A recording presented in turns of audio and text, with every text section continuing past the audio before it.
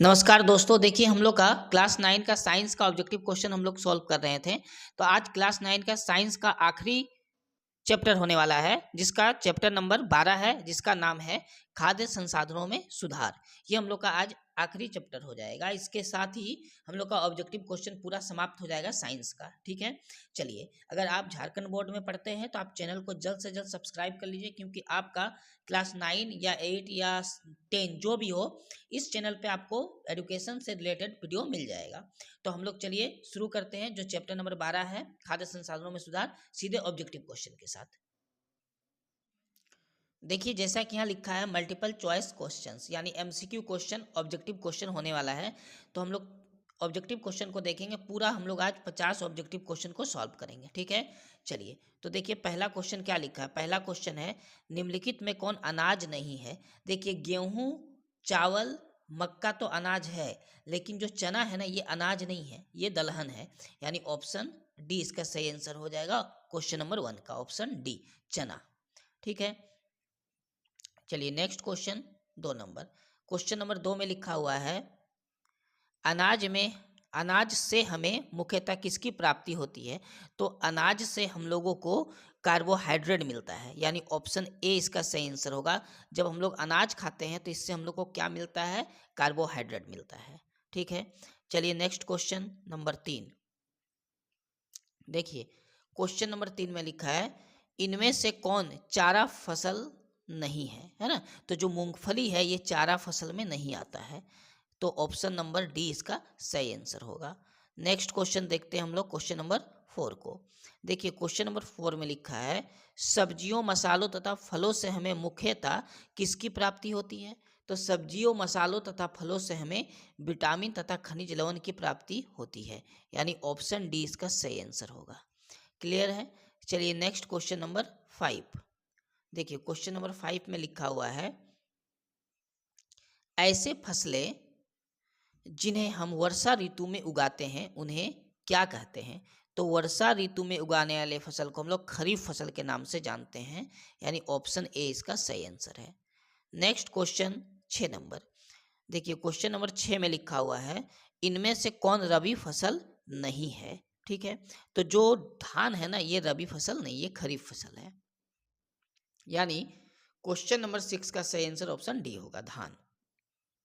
Next question 7।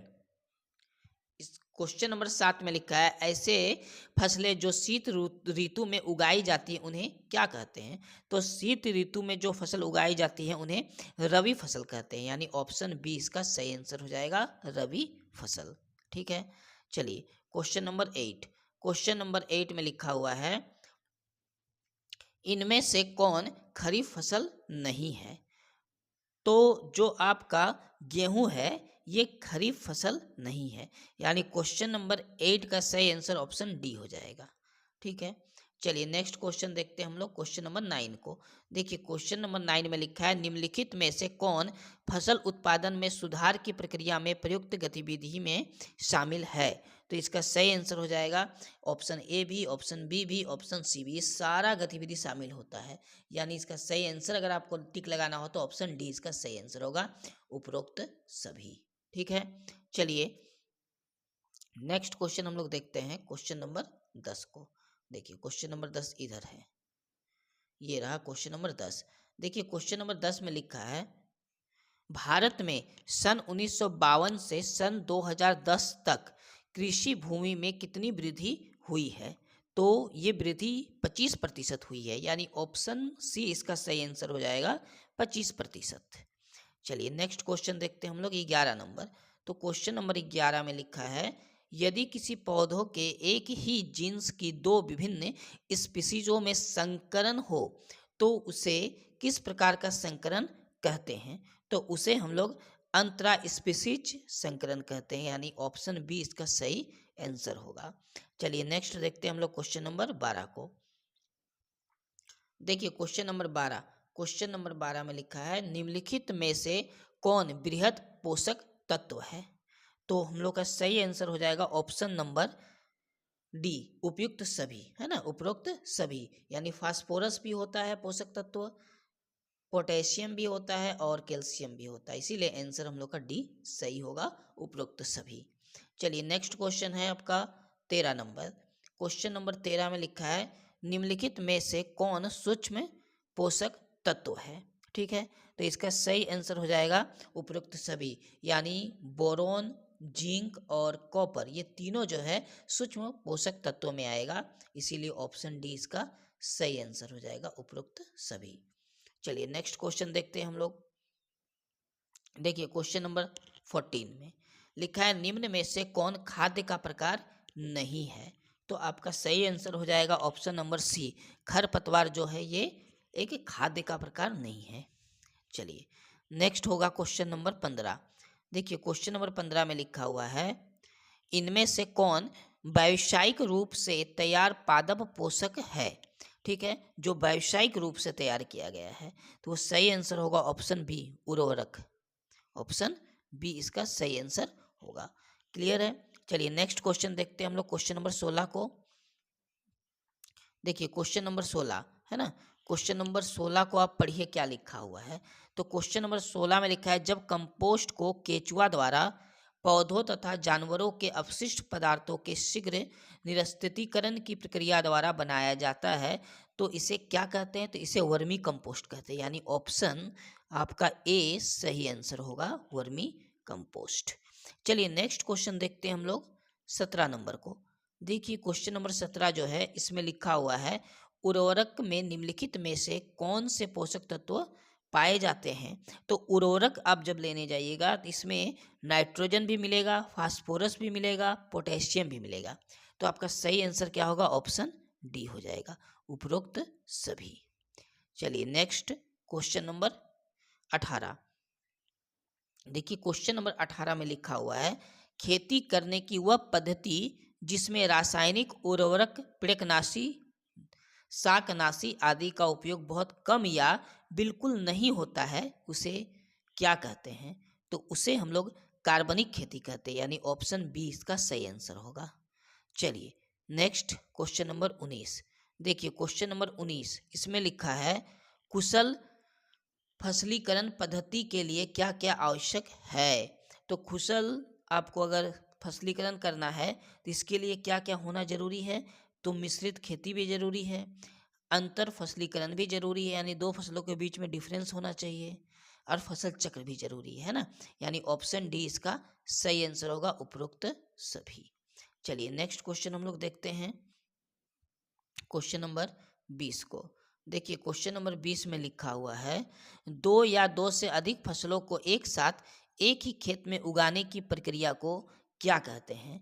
तो इसे हम लोग मिश्रित फसल कहते हैं, यानी ऑप्शन ए इसका सही आंसर हो जाएगा। चलिए नेक्स्ट क्वेश्चन आपका आता है 21 नंबर। तो 21 नंबर क्वेश्चन में लिखा हुआ है निम्नलिखित में से कौन सी सिंचाई पद्धतियां भारत में पाई जाती हैं। तो भारत में जो है ना वो तालाब वाला भी सिंचाई पद्धति पाया जाता है, यानी तालाब से भी सिंचाई होता है, नहर से भी होता है, नदी जल उठाव प्रणाली से भी होगा, यानी सही आंसर हो जाएगा ऑप्शन डी, उपरोक्त सभी। चलिए नेक्स्ट क्वेश्चन देखते हैं अब हम लोग। देखिए नेक्स्ट क्वेश्चन है 22 नंबर। तो 22 नंबर क्वेश्चन में लिखा हुआ है दो या दो से अधिक फसलों को एक साथ एक ही खेत में निर्दिष्ट पैटर्न में उगाने की प्रक्रिया को क्या कहते हैं। तो इसे हम लोग अंतरा फसलीकरण कहते हैं, यानी ऑप्शन बी आपका सही आंसर हो जाएगा। चलिए नेक्स्ट क्वेश्चन नंबर हम लोग का आएगा 23। देखिए क्वेश्चन नंबर 23 में क्या लिखा हुआ है ना, इसमें लिखा है एक दलहन फसल को लगाने से खेतों में किस तत्व की पूर्ति हो जाती है। दलहन का मतलब दाल है ना, तो इससे हम लोग का नाइट्रेट की पूर्ति हो जाती है, यानी एक तरह से नाइट्रोजन जो होता है, नाइट्रोजन का ही एक रूप होता है नाइट्रेट, इसीलिए क्वेश्चन नंबर 23 का सही आंसर ऑप्शन ए हो जाएगा, नाइट्रेट। ठीक है, चलिए नेक्स्ट क्वेश्चन देखते हैं हम लोग, क्वेश्चन नंबर 24। देखिए क्वेश्चन नंबर 24 इसमें लिखा हुआ है क्वेश्चन नंबर 24 में कि निम्नलिखित में से कौन सा तेल देने वाला पौधा है जिससे तेल निकलता है। ठीक है, तो आपको पता होगा सूरजमुखी का तेल होता है, यानी सूरजमुखी से तेल निकलता है, इसलिए ऑप्शन सी इसका सही आंसर होगा। नेक्स्ट देखिए क्वेश्चन नंबर 25 इसमें लिखा हुआ है निम्नलिखित में से कौन प्रोटीन का स्रोत नहीं है? यानी इन 4 ऑप्शन में से जो भी लिखा हुआ है इसमें से एक ऐसा है जिससे प्रोटीन हम लोग को मिलता ही नहीं है, वो है गेहूँ। गेहूँ से प्रोटीन बिल्कुल नहीं मिलता है, गेहूँ से हम लोग को कार्बोहाइड्रेट मिलता है। ठीक है, चलिए नेक्स्ट क्वेश्चन हम लोग देखते हैं, क्वेश्चन नंबर 26 को। देखिए क्वेश्चन नंबर 26 में लिखा है, निम्नलिखित में से कौन से मधुमक्खी की एक इटालियन प्रजाति है? देखिए मधुमक्खी की भी प्रजाति होती है, तो उसमें से इटालियन प्रजाति का नाम पूछा है, तो इसका सही आंसर ऑप्शन डी हो जाएगा, एपिस मेलिफेरा। ठीक है, ये आपको याद कर लेना है, ये एक मधुमक्खी की प्रजाति है जो इटालियन प्रजाति कहलाती है। नेक्स्ट क्वेश्चन है 27 नंबर। देखिए क्वेश्चन नंबर 27 में लिखा हुआ है, खरपतवार फसल के पौधों को कैसे प्रभावित करते हैं? तो जो खरपतवार होते हैं वो कैसे प्रभावित करते हैं? पहला ऑप्शन में लिखा है पौधों में रोग उत्पन्न करते हैं, पौधों को बढ़ाने से पहले ही खेत में मार देते हैं, नहीं ये नहीं होगा। अब बाकी दो क्वेश्चन का दो ऑप्शन हम लोग बाकी देख लेते हैं पहले, है ना, पहले दो ऑप्शन देख लेते हैं। और 27 का ये देखिए दो ऑप्शन और दिया हुआ है। इसका सी नंबर ऑप्शन में लिखा है फसलों के विभिन्न संसाधनों के लिए प्रतिस्पर्धा करते हैं जिससे पोषक तत्व की कमी हो जाती है, या ऑप्शन डी में लिखा है उपरोक्त सभी। तो 27 नंबर का सही आंसर देखिए ऑप्शन सी ही होगा, है ना, ऑप्शन सी में आपको लिख लेना है आंसर। देखिए क्वेश्चन नंबर 28, क्वेश्चन नंबर 28 में लिखा हुआ है, क्वेश्चन नंबर 28 में पशुपालन निम्नलिखित उद्देश्यों के लिए किया जाता है। बताइए पशुपालन किस उद्देश्य के लिए किया जाएगा? दुग्ध उत्पादन के लिए तो किया जाता है, कृषि कार्य के लिए भी किया जाता है, मांस के लिए भी किया जाता है, यानी आंसर होगा ऑप्शन डी, उपरोक्त सभी। ठीक है, ये आंसर होगा। चलिए नेक्स्ट क्वेश्चन है आपका 29 नंबर। क्वेश्चन नंबर देखिए 29 में लिखा है, निम्नलिखित में से कौन एक देसी मधुमक्खी नहीं है ना, देसी मधुमक्खी नहीं है, तो वो कौन सा होगा? Apis mellifera. ये कैसी मधुमक्खी है? तो ये इटालियन प्रजाति की मधुमक्खी है, इसीलिए क्वेश्चन नंबर 29 का सही आंसर ऑप्शन ए हो जाएगा, एपिस मेलिफेरा। एपिस मेलिफेरा जो है इटालियन प्रजाति की है, ये देसी नहीं है। ठीक है, चलिए नेक्स्ट हम लोग का क्वेश्चन नंबर 30 है। इसमें लिखा है, एक ऐसी मछली का नाम बताएं जो खरपतवार खाती है। बताइए ऐसा मछली कौन सा है जो खरपतवार का खाती है? तो वो मछली का नाम है ग्रास कार्फ, यानी ऑप्शन डी इसका सही आंसर होगा। चलिए नेक्स्ट क्वेश्चन देखते हैं हम लोग 31 नंबर को। 31 नंबर क्वेश्चन में लिखा है, इनमें से कौन समुद्री मछली नहीं है ना, तो ऑप्शन सी रोहू। रोहू समुद्री मछली नहीं है, ऑप्शन सी सही आंसर होगा। चलिए नेक्स्ट क्वेश्चन है 32 नंबर। तो 32 नंबर क्वेश्चन में लिखा है, निम्नलिखित में से कौन पंख युक्त समुद्री मछलियां हैं, है ना, आपको बताना है। तो इसमें देखिए मूलेट भी है पंख युक्त, और भेटकी भी पंख युक्त समुद्री मछलियां हैं, और पल्स स्पॉट भी है, यानी आंसर ऑप्शन डी होगा, उपरोक्त सभी। ठीक है, उपयुक्त सभी। Next question 33। देखिए यहाँ 33 नंबर क्वेश्चन को देखते हैं। इसमें लिखा हुआ है, पढ़िए क्वेश्चन को, निम्नलिखित में से कौन कवचीय समुद्री मछलियां हैं? तो उपयुक्त सभी कवचीय मछली समुद्री मछलियां हैं, है ना, यानी ऑप्शन डी इसका सही आंसर है। चलिए नेक्स्ट क्वेश्चन है 34 नंबर क्वेश्चन में लिखा है, मेरी कल्चर में किसका उत्पादन किया जाता है? ठीक है, आपको अच्छे से समझना है क्वेश्चन को। मेरी कल्चर, इसमें समुद्री जीवों का उत्पादन किया जाता है, ऑप्शन सी इसका सही आंसर होगा। नेक्स्ट क्वेश्चन 35 नंबर है, जिसमें लिखा हुआ है कि निम्नलिखित में से कौन कार्बोहाइड्रेट का स्रोत नहीं है? ठीक है, तो ऑप्शन डी इसका सही आंसर होगा, चना कार्बोहाइड्रेट का स्रोत नहीं है। क्लियर है यहाँ तक? चलिए नेक्स्ट क्वेश्चन देखते हैं हम लोग, क्वेश्चन नंबर 36 को। देखिए इसमें लिखा हुआ है, पशुधन के प्रबंधन को क्या कहते हैं? तो पशुधन के प्रबंधन को पशुपालन कहते हैं, यानी ऑप्शन सी आंसर हो जाएगा। चलिए नेक्स्ट क्वेश्चन देखते हैं हम लोग 37 नंबर। देखिए 37 नंबर क्वेश्चन में लिखा है, कृषि उत्पाद के भंडारण में होने वाली हानि के जैविक कारक निम्नलिखित में से कौन से हैं? तो इसका सही आंसर हो जाएगा ऑप्शन डी, है ना, ऑप्शन डी, उपरोक्त सभी कारण हैं, याद रखना है आपको। बाकी देखिए कीट भी है, कवक भी है, चिंचड़ी भी है, ये भी है, सारा है, यानी उपरोक्त सभी आंसर होगा। नेक्स्ट क्वेश्चन है आपका 38 नंबर। देखिए 38 नंबर क्वेश्चन में लिखा है निम्नलिखित में से कौन खरपतवार का उदाहरण नहीं है। ठीक है, तो ऑप्शन बी इसका सही आंसर होगा, प्लेनेरिया, ये खरपतवार नहीं है। चलिए नेक्स्ट क्वेश्चन देखते हैं हम लोग। देखिए हम लोग का क्वेश्चन नंबर 39, इसमें लिखा है निम्नलिखित में कौन सा कथन सही है।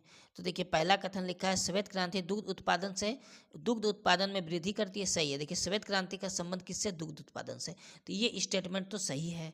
अच्छा, बी नंबर में लिखा नीली क्रांति मछली उत्पादन में वृद्धि से संबंधित है, ये भी सही है। नीली क्रांति का संबंध किससे, मछली उत्पादन से, दोनों सही हो गया है। ठीक है, सही आपको चुनना है। बाकी दो ऑप्शन को देख लेते हैं। तो देखिए ऑप्शन नंबर जो सी है इसमें लिखा है हरित क्रांति फसल उत्पादन में वृद्धि से संबंधित, ये भी सही है। यानी सही आंसर ऑप्शन डी हो जाएगा, उपरोक्त सभी स्टेटमेंट क्या है, सही है, सभी कथन क्या है, सही है। ठीक है, चलिए नेक्स्ट क्वेश्चन हम लोग देखते हैं, क्वेश्चन नंबर 40 को। देखिए क्वेश्चन नंबर 40, इसमें क्या लिखा हुआ है इसको पढ़िए। इसमें लिखा है देश की खाद्य समस्या के समाधान के लिए निम्नलिखित में से क्या आवश्यक है ना। तो इसमें जो दिया हुआ है खाद्य, ऑप्शन ए में खाद्य के उत्पादन और भंडारण में वृद्धि, ये जरूरी है। ऑप्शन बी में दिया है खाद्यान्न तक लोगों की आसान पहुंच, ये भी जरूरी है। ऑप्शन सी में दिया लोगों के पास अनाज खरीदने के लिए पैसे होने चाहिए, ये भी तो जरूरी है। पैसा नहीं रहेगा तो अनाज कैसे खरीदेंगे हम लोग। यानी तीनों जो स्टेटमेंट दिया हुआ है तीनों हम लोग के लिए क्या है, आवश्यक है। यानी आंसर हो जाएगा ऑप्शन डी, उपयुक्त सभी। क्लियर है यहाँ तक। चलिए अब क्वेश्चन नंबर हम लोग 41 को देखते हैं। देखिए क्वेश्चन नंबर 41 में लिखा है निम्नलिखित में से कौन सा पोषक तत्व उर्वरकों में उपलब्ध नहीं होता है। ठीक है, बताइए उर्वरक में नहीं पाया जाता, तो अभी पीछे तो हम लोग देखे थे ना, फास्फोरस, नाइट्रोजन और पोटेशियम पाया जाता है, यानी ऑप्शन बी होगा, लोहा नहीं पाया जाता है। ठीक है, चलिए अच्छा क्वेश्चन था। इसके बाद है क्वेश्चन नंबर 42। क्वेश्चन नंबर 42 में लिखा है निम्नलिखित में से कौन सी रबी की फसल है। ठीक है, रबी की फसल है, तो ऑप्शन ए में देखिए लिखा है अलसी, ये एक रबी फसल है, बाकी सारा रबी फसल नहीं है। चलिए नेक्स्ट देखते हैं हम लोग 43। इसमें लिखा हुआ है भोजन से हमें कौन से पोषक तत्व प्राप्त होते हैं। तो जब आप भोजन करिएगा आपको कार्बोहाइड्रेट भी मिलेगा, प्रोटीन भी मिलेगा, वसा भी मिलेगा, तो सही आंसर क्या हो गया, ऑप्शन डी, उपरोक्त सभी। चलिए नेक्स्ट क्वेश्चन देखते हैं हम लोग 44 नंबर को। देखिए क्वेश्चन नंबर 44 में लिखा हुआ है कौन सी क्रांति फसल उत्पादन में वृद्धि से संबंधित है। ठीक है, तो इसका सही आंसर होगा ऑप्शन बी, हरित क्रांति। चलिए नेक्स्ट देखते हैं हम लोग क्वेश्चन नंबर 45 को। ठीक है, टोटल 50 क्वेश्चन हम लोग देखेंगे ऑब्जेक्टिव क्वेश्चन का। चलिए यहाँ पर आता है क्वेश्चन नंबर 45, जिसमें लिखा है दाल से हमें क्या प्राप्त होता है। तो दाल से हमें प्रोटीन प्राप्त होता है, यानी ऑप्शन बी इसका सही आंसर है। चलिए नेक्स्ट क्वेश्चन नंबर 46। देखिए क्वेश्चन नंबर 46 में लिखा है निम्नलिखित में से कौन सी क्रांति दूध उत्पादन में वृद्धि से संबंधित है। तो दूध उत्पादन का मतलब होता है हरित क्रांति या श्वेत क्रांति या नीली क्रांति। तो दूध है सफेद, इसीलिए इसका नाम है श्वेत क्रांति, है ना। तो यानी क्वेश्चन नंबर 46 का सही आंसर ऑप्शन बी होगा। चलिए नेक्स्ट देखते हैं हम लोग क्वेश्चन नंबर 47 को। देखिए क्वेश्चन नंबर 47 में जो है वो लिखा हुआ कृषि में शामिल प्रणालियों कौन कौन सी है। तो कृषि में शामिल कौन कौन सा प्रणाली है। तो इसमें देखिए पहला में दिया हुआ बीज का चुनना, ये तो है। दूसरा में दिया फसल की उचित देखभाल, ये भी है। तीसरा में दिया कटी हुई फसल को हानि से बचाना, ये भी है। तो सही आंसर हो जाएगा ऑप्शन डी, उपरोक्त सभी। ठीक है, चलिए नेक्स्ट है क्वेश्चन नंबर 48। देखिए 48 नंबर क्वेश्चन में लिखा हुआ है खरीफ फसल किस ऋतु में उगाई जाती है। तो जो खरीफ फसल है ये वर्षा ऋतु में उगाई जाती है, तो ऑप्शन बी इसका सही आंसर होगा, वर्षा ऋतु। चलिए क्वेश्चन नंबर हम लोग 49 को देखते हैं, जिसमें लिखा है रबी फसल किस ऋतु में उगाई जाती है। तो रबी फसल जो है वो शीत ऋतु में उगाई जाती है, यानी ऑप्शन सी इसका सही आंसर हो जाएगा। चलिए आज का हम लोग का आखिरी क्वेश्चन, क्वेश्चन नंबर 50। देखिए क्वेश्चन नंबर 50 में लिखा हुआ है सब्जियां, मसाले और फलों से हमें सबसे ज़्यादा मात्रा में क्या प्राप्त होता है। तो सबसे ज़्यादा मात्रा में हम लोग को विटामिन तथा खनिज लवण प्राप्त होता है। देखिए एक दो क्वेश्चन जो है ना वो रिपीट हो गया है, क्या हो गया, रिपीट। ये क्वेश्चन पहले भी आ चुका है और देखिए लास्ट में भी ये क्वेश्चन आया है। तो हम लोग का टोटल 50 ऑब्जेक्टिव क्वेश्चन समाप्त हो गया, और इसी के साथ हम लोग का पूरा जो साइंस है, साइंस में टोटल 12 चैप्टर है। प्रत्येक चैप्टर का हम लोग ऑब्जेक्टिव क्वेश्चन को सॉल्व किए हैं। अगर आप प्रत्येक वीडियो को आपने नहीं देखा है तो आप प्ले लिस्ट पे जाइए। प्ले लिस्ट पे जाने के बाद आपको क्लास 9 मिलेगा, क्लास 9 में आप जाइए, उसमें आपको एकदम एक चैप्टर 1 से लेकर लगातार सीरीज बना के हम उसमें वीडियो डाले हैं, आपको आराम से सारा मिल जाएगा, आराम से आप देख सकते हैं। अगर आप एक एक बार करके प्रत्येक चैप्टर का ऑब्जेक्टिव क्वेश्चन को देख लीजिएगा। अब इसके बाद हम लोग का तो समाप्त हो गया, अब हम लोग इसके बाद क्या करेंगे ना, मॉडल प्रैक्टिस सेट को सॉल्व करेंगे, और इतना आप करके जाइएगा तो एक भी क्वेश्चन आपका बाहर नहीं जाएगा इससे, ठीक है। चलिए, और आप अगर चैनल पे पहली बार आए हैं तो आप पहले चैनल को सब्सक्राइब कर लीजिए, और अगर आपको वीडियो अच्छा लगता है तो लाइक ज़रूर करिएगा। हम लोग मिलते हैं नेक्स्ट वीडियो में। जय हिंद।